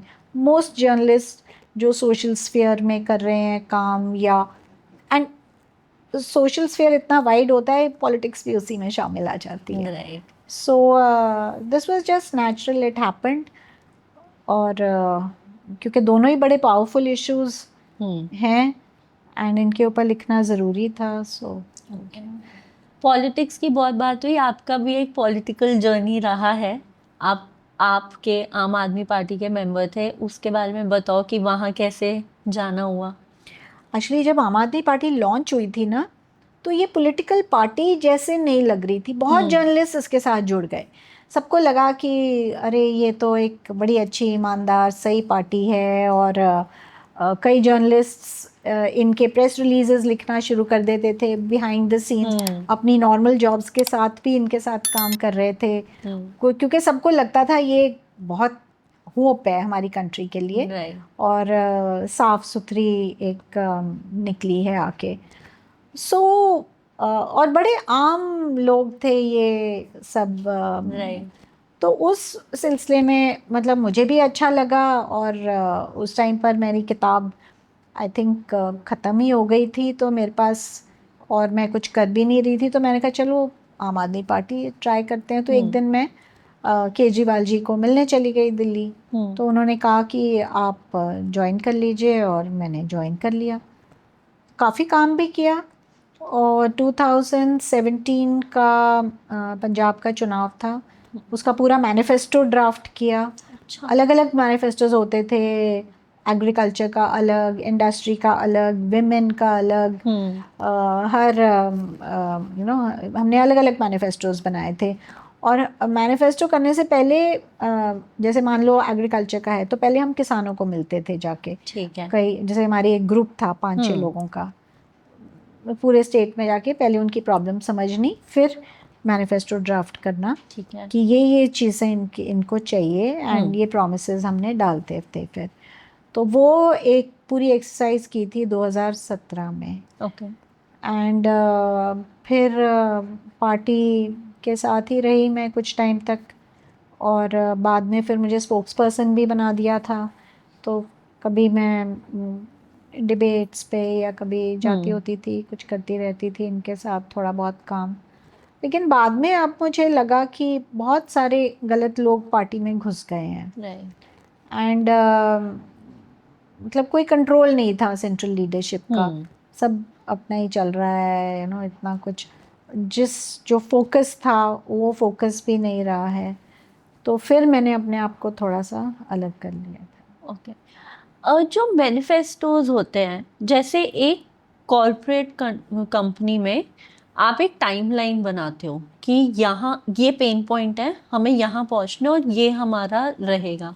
तो जो मैनिफेस्टोज में प्रोमिसेस करे जाते हैं उसके लिए कोई ऐसे पहले पार्टी मीटिंग में टाइमलाइन बनाई जाती है या वो बस ऐसे बोल दिया जाता है? आजकल तो बिल्कुल ही ऐसे हैं। उन दिनों जब हम बना रहे थे तो हम ये भी देखते थे कि मान लो अच्छा हमने ये चीज़ प्रॉमिस की है, तो इसका बजट कहाँ से आएगा, पैसे कहाँ से आएंगे। तो उसके ऊपर भी एक अलग से एक्सरसाइज होती थी कि अच्छा अगर फ्री बिजली मान लो दे रहे हैं तो वो कहाँ से आएगा उसका फंड्स। तो वो सब भी एक साथ साथ पैरेलल करते होते थे हम। लेकिन अब मैं देखती हूँ तो बस सिर्फ मैनिफेस्टो इलेक्शन टाइम पे ऐसे लोगों को दिखाने के लिए होता है और उसके बाद सब भूल जाते हैं। मैं कई बार ही हंसती हूँ, कोई मेरे साथ बैठा होता है गाड़ी में, मैं ड्राइव कर रही होती हूँ तो गड्ढे बहुत आते हैं तो लोग कहते हैं ले एक बारिश होती है गड्ढे हो जाते हैं, सड़कों का क्या होगा। तो अगर एक बारी में सड़क बन ली अगले चुनाव में मांगेंगे क्या कि हम क्या ठीक करके देंगे आपको। तो आई थिंक बहुत इशू सॉल्व हो सकते हैं बट मे बी वो कहते हैं ना सीट की भूख बहुत है पॉलिटिक्स में, तो इसलिए लोग रहने देते हैं उन इश्यूज को। नहीं ये भी नहीं है, सीट की भूख तो चलो हर देश में होती है, नॉट ओनली इन इंडिया। और पॉलिटिशियन जो है ना बेसिकली जो उसकी सोच है या मेंटालिटी वो सब जगह सेम ही होती है तकरीबन। Okay, not all, I mean mostly I would say, except for कुछ कंट्रीज लाइक न्यूजीलैंड हो या स्वीडन हो, या वो तो साइकिल में आप देखोगे उनके प्रधानमंत्री ऑफिस जा रहे हैं, है ना, दे तो थिंक फॉर द पीपल। हाँ। बट हमारे यहाँ एक तो करप्शन बहुत ज़्यादा है। सो मान लो अगर किसी सड़क के लिए सैंक्शन भी हुए हैं पैसे, तो वो ठेकेदार को ही आप पूछो वो बोलेगा मैं पूरे पैसे लगा ही नहीं सकता क्योंकि मुझे बहुत लोगों को देने हैं, चेन इतनी बड़ी है और सबका शेयर इतना मोटा है कि वो आधे से भी कम पैसे लगेंगे। तो फिर आपका प्रोजेक्ट, इसीलिए आप देखोगे कहीं ब्रिज, नया ब्रिज बना है 2 साल में ही टूट गया है, कोई बिल्डिंग बनी है वो उसमें लीक कर रही है, तो इसीलिए ये सब चीज़ें होती हैं। ठीक है। एक और आपका एस्पेक्ट है कि आप एक एंटरप्रेन्योर भी हो, आपके खुद के एप्पल ऑर्चर्ड्स हैं। एक ऑर्चर्ड है। ओके, आपका एक एप्पल ऑर्चर्ड है but that is also very different thing that I have heard someone doing very honestly. मतलब मेरा आई एम 32 तो इस इतनी लाइफ स्पैन में मैंने नहीं किसी को सुना, तो इन सब के बीच में वो कैसे आया? वो भी ऐसे ही हो जाता है। I think life just takes you in different directions. मेरे पास ये मैंने जब मैं हिमाचल में ट्रैवल करती थी फॉर माय वर्क, तब मैंने ये जगह पसंद आई तो एक छोटा सा मैंने ले लिया, क्योंकि हमेशा एक दिमाग में ना ड्रीम होता था कि पहाड़ों में छोटा सा कॉटेज होना चाहिए। आई थिंक सबका ही होता है। I know. सो लकीली हम लोग हिमाचल से हैं, मेरे हस्बैंड वहाँ से हैं, तो हमारे लिए ईजी हो गया लेना। तो हमने वो लेके और रख दी थी, क्योंकि मैं जब जॉब्स में थी और इतना समय नहीं होता था। फिर जब मेरी दूसरी बुक लिखने लगी तब मैं उस कॉटेज में रही और 2 साल वहाँ एकांत है पूरे उसमें कॉटेज में। मैं अपने सारे कागज़ वागज़ फैला के और यू नो आराम से आई कुड राइट, क्योंकि उसमें रिसर्च का बहुत काम था, सोचना, और you know it was quite gruelling. तो क्योंकि मुझे पता था कि मैंने वहाँ पे मुझे रहना भी है, काम भी करना है, तो जो आसपास की जो ज़मीन थी, क्योंकि ज़मीन का टुकड़ा मुझे बड़ा सा मिल गया था। अच्छा। तो वो पड़ा हुआ था, आई थॉट चलो इसमें साथ साथ कोई पौधे लगा देती हूँ। अब मैं यहाँ तो हुई तो मैं देखभाल भी कर लूँगी। तो ऐसे वो पौधे लगाए वहाँ पे। अच्छा। तो कुछ पौधे पहले से थे और एप्पल का ऑर्चर्ड मैंने फिर लगाया खुद अपने आप से। ले आई, कोई एक फ्रेंड मिल गए जो बहुत एक्सपर्ट थे, उन्होंने गाइड भी किया, और अब वो इतना बड़ा हो गया है कि इतना फल आता है, अब मुझे वो संभालना पड़ रहा है। So this is how it's happened. Okay. और आप उसको फिर सेल ऑफ भी करते हो? हाँ जी बिल्कुल। अच्छा, मेरा जो ऑर्चर्ड है वो कम्प्लीटली ऑर्गेनिक है। अच्छा। मैं उसमें ये केमिकल पेस्टिसाइड्स वगैरह हम बिल्कुल नहीं डालते हैं। दूसरे ऑर्गेनिक स्प्रेज डालते हैं जो जिससे थोड़ा, लेकिन फिर भी आप देखोगे हमारे जो सेब है देखने में बहुत ज़्यादा ब्यूटीफुल नहीं होंगे, लेकिन टेस्ट बहुत उम्दा है उनका। अच्छा। क्योंकि जो स्प्रे वाले कोई भी फल हो उसका टेस्ट थोड़ा डिटीरियोरेट हो जाता है, उसमें और भी काफ़ी कुछ होता है। तो मैं हमेशा कहती हूँ कि जो सुंदर लुकिंग जो एप्पल है उससे दूर रहो। हाँ, क्योंकि उसमें पता नहीं 1000 तरह की काफ़ी सारी चीज़ें डाली होती हैं, और जो ज़्यादा सुंदर नहीं है वो टेस्टी बहुत होएगा, क्योंकि वो पता है उसमें किसान ने कम डाले हैं फॉर वॉट एवर रीज़न। कईयों के पास इतनी इनकम नहीं होती है तो वो 4 स्प्रेज के बजाय एक ही करेगा या कम करेगा या जो भी, या टुक होएंगे, कीड़े ने खाया है वो हील हो गया है लेकिन वो दिख रहा है दाग। हमारे तो सेब भरे होते हैं ऐसे इनसे, बट आवर कस्टमर्स वो समझते हैं, सो दे से डोंट वरी, खाया हुआ है या टुक लगा है या दाग धब्बे हैं तो वो हम मतलब कुछ लोग अंडरस्टैंड कर जाते हैं, क्योंकि उनको तो टेस्ट अच्छा चाहिए और साफ सुथरा फल, जिससे अभी तो बहुत ज़्यादा कैंसर वैंसर हो रहा है, बहुत ज़्यादा, तो वो इन्हीं चीज़ों की वजह से हो रहा है। ठीक है। और सो इसलिए ये किस नाम से है? ये है देवदार ऑर्चर्ड।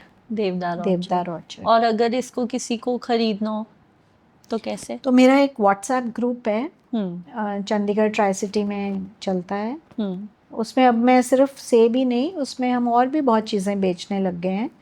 ऑर्गेनिक दालें हैं, आटा है, तेल है, और इनफैक्ट मेरा अपना भी फल और भी है मेरे पास, प्लम्स, खुरमानी, पीचेस। अच्छा। अभी कीवी निकलेगा कुछ दिन में, मतलब काफ़ी फल आने शुरू हो गया है। ठीक है। वो सब मैं ग्रुप पे बेचती हूँ, और हमारा I tell you touch wood कुछ बचता नहीं है, सब ले जाते हैं लोग, क्योंकि वेट करते हैं कि कब आएगा ये फल। हाँ, क्योंकि ऑर्गेनिक आजकल नहीं मिलते, वरना बहुत एक्सपेंसिव मिलते हैं जो मिलते हैं। तो किसी को अब ये ग्रुप ज्वाइन करना हो तो कैसे? मेरे टेलीफोन नंबर से कांटेक्ट कर लो और मैं ऐड कर दूंगी ग्रुप में। ठीक है, आप बताना चाहोगे नंबर? इट्स 7986937726। इस नंबर पे कांटेक्ट कर लीजिए, हम ऐड कर देंगे आपको। ठीक है। कमिंग बैक टू जर्नलिज्म, क्योंकि वो आपकी लाइफ का सबसे मेजर पार्ट है, करेक्ट? कभी कोई ऐसी स्टोरी या कोई ऐसा पीस हो जो आपको मना किया हो लिखने के लिए because the system is not very comfortable with it, ऐसा हुआ है कभी? हाँ, से शुरू में कभी ऐसा नहीं होता था पुराने ज़माने में, I would say, but I think 2000 में, आई थिंक 2014 और सो में, आई डू रिमेम्बर उन दिनों मैं ये रॉबर्ट वाड्रा और ये जो लैंड स्कैंडल है, इनफैक्ट मैंने ही ब्रेक की थी ये स्टोरी हिंदू में। तो मैं इसके बारे में काफ़ी लिखती थी, बहुत आर्टिकल्स इसके बारे में, रिसर्च यहाँ वहाँ कुछ कुछ करते करते।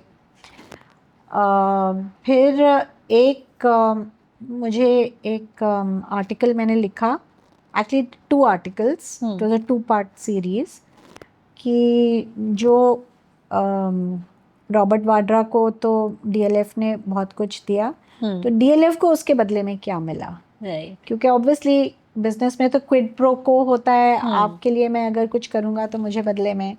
And Robert Vadra being powerful at that time, Congress government, ये वो, सो भाई उनको क्या मिला, उनकी तो सरकार थी 2014 से पहले। तो वो मेरे को उसकी बहुत सारी डिटेल्स मिली और मैंने दो आर्टिकल्स कर दिए। तो अब मैं जिस अखबार के साथ थी उन दिनों, तो ये मैंने बना के डॉक्यूमेंट्स के साथ मैंने पूरा दे दिया, एविडेंस के साथ। And the article went up and then I found कि अरे ये तो अपीयर ही नहीं हुआ। तो मैंने पूछा, तो कहते हैं हाँ अभी करेंगे, आप जब दिल्ली आओगे तो बात कर लेंगे बैठ के। अच्छा, आज लक वुड हैव इट, उसके कुछ दिनों बाद, कुछ टाइम 1-2 महीने बाद, मैंने वो अखबार किसी और वजह से छोड़ दिया था। ठीक है। फिर मैंने उसको दूसरे उसमें दिया, तो वो दोनों पीसेस वहाँ छप गए। फिर मैंने उसी का एक हिस्सा मैंने आउटलुक मैगजीन, जो मैंने काफ़ी साल पहले छोड़ दी थी, but I was in touch with them, उनको दी, वहाँ पर भी वो छप गया। सो विच मीन्स कि आर्टिकल में या उस इशू में दम था बहुत, पूरा प्रॉपरली 2-3 पेजेस में उन्होंने छापा। लेकिन जहाँ मैं पहले थी, I can't name that, but चलो, they did not use it. Okay, तो जब सच्चाई से लोग इतना भागते हैं तो व्हाट कीप्स यू गोइंग कि नहीं, मैं तो बिल्कुल जो इम्पोर्टेंट स्टोरीज है, जो कंट्रोवर्शियल हो सकते हैं, मैं उन्हीं पे बात करूँगी. What's that thought? No, it's not that कि you search controversy. It's just that in your normal news cycle, there are stories जो जिसकी तरफ आप gravitate करते हो, because जब आप you have fought against injustice, जब आप इन issues पे ज़्यादा लिख रहे होते हो, तो आपका ध्यान या आपकी रुचि भी उसी तरफ ज़्यादा ही होती है. करेक्ट. तो फिर तब आदमी लिखना शुरू कर देता है. देन यू डोंट वरी कि फिर आपको पता है कि आपने ये इशू के ऊपर तो बोलना ही है. एक जगह नहीं छापेगी तो दूसरी कोई और छाप देगा, तो तीसरा छाप देगा. तो ऐसे आई थिंक अपनी आवाज़ बुलंद तो मैं कर ही लेती हूँ कैसे तैसे. अच्छी बात है मैम, क्योंकि रिक्वायर्ड भी है, क्योंकि आज के टाइम में सच जानना है और लोग जो सच बोलते हैं बहुत ज़रूरी है, क्योंकि fake news through social media, WhatsApp इतनी ज़्यादा सर्कुलेट करती है, और अब तो एआई के बाद तो वीडियोस भी फेक बनती है. तो हमें एज जनरल सिटीजन्स हमें पता लगाना बहुत मुश्किल हो जाता है कि क्या सच है क्या नहीं है. I really have to sometimes tell people around me कि जो कुछ देखते हो हर चीज़ सही नहीं होती है, फैक्ट चेक कर लो एक बार, किसी ना किसी न्यूज़ में आ जाएगा. स्पेशली व्हाट्सएप पे वो तो इतना ज़्यादा फेक हो जाता है कि you really don't know. You right. एक वो नासा की हर दिवाली पे वो नासा वाली फोटो आ जाती है कि इंडिया ऐसे चमक रहा है and everything. Okay, so you have that courage, but आने वाले टाइम में आपको लगता है कि न्यू जर्नलिस्ट जो आएंगे उनमें भी वो करेज होगी सच बोलने के लिए, ये जो पोलराइज्ड वर्ल्ड पूरा बन रहा है उसमें? बिल्कुल होगा. हमेशा देर आर पीपल जो नाइंसाफ़ी के खिलाफ अपनी आवाज़ उठाते हैं, उठाते रहेंगे. ऐसे नहीं है कि माहौल ख़राब हो गया है तो अभी लोग अपनी आवाज़ बुलंद नहीं करेंगे. They will always be people जो लिखेंगे, बोलेंगे, चाहे उनको रेजिस्टेंस या सामना करना भी पड़े. तो ये तो सिलसिला चलता है, ये तो ह्यूमन स्पिरिट है. Right. It will always go against injustice. Okay ma'am, अब हम बिल्कुल टूवर्ड्स एंड आ गए हैं पॉडकास्ट के, तो ये मेरे पॉडकास्ट का क्वेश्चन है कि अगर आप अपनी लाइफ किसी थर्ड पर्सन के पॉइंट ऑफ व्यू से देख रहे होते, आज तक का वो कौन सा मोमेंट है जब आप खुद को शाबाशी देते, पैट ऑन योर बैक देते? हार्डली. मुझे तो ऐसा कुछ खास इतना नज़र नहीं आता. आई फील कि इट्स जस्ट लाइफ, एक लाइफ की जर्नी है ये. तो इसमें अच्छा पढ़ाओ, बुरा पढ़ाओ, सब कुछ आता रहता है. कभी यू फील इलेटेड जब आपकी अच्छी स्टोरी, कोई आर्टिकल लिखा है वो अच्छे से छप जाता है तो जर्नलिस्ट बहुत खुश हो जाता है. अगले दिन you are back to the same, you start off. So it's ऐसे कुछ इतना कोई. But yes, I am proud of the book that I have written, क्योंकि ये एक इशू ऐसा था जिसके बारे में कोई लिख ही नहीं रहा था. कोई लिखने की किसी की रुचि. जब लड़ाई ख़त्म होती है तो जो विक्ट्री है और अवार्ड्स हैं और इन चीज़ों के ऊपर बहुत कुछ लिखा जाता है, बोला जाता है, और जो कौन हीरो है, किसी को गैलेंट्री, यू नो, वो ऑपरेशंस कैसे किए गए, ऑल दैट. लेकिन ये जो एक ऐसा इशू था, इसको कारपेट के तले दबा दिया हुआ था कि इसके बारे में तो बोलो ही मत. सो आई एम क्वाइट हैप्पी कि मैंने ये कारपेट के नीचे से निकाल के और इसको दुनिया के सामने रखा है. आई रियली होप कि इस पॉडकास्ट के थ्रू भी लोग आपकी बुक के बारे में जाने, missing in action. Missing in Action, The Prisoners Who Never Came Back. The Prisoners Who Never Came Back. और वो और पढ़ें because it's a national issue that people should know about. Yeah, certainly. Right.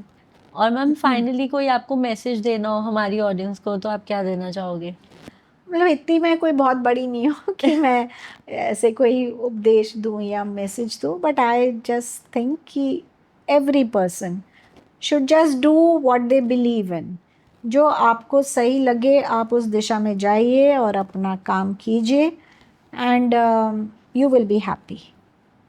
Thank you so much ma'am आने के लिए, gracing cause corner.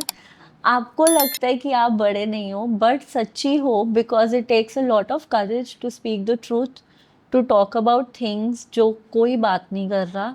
And I hope लोगों को भी जस्टिस मिले जो आपकी एक पहल शुरू हुई है।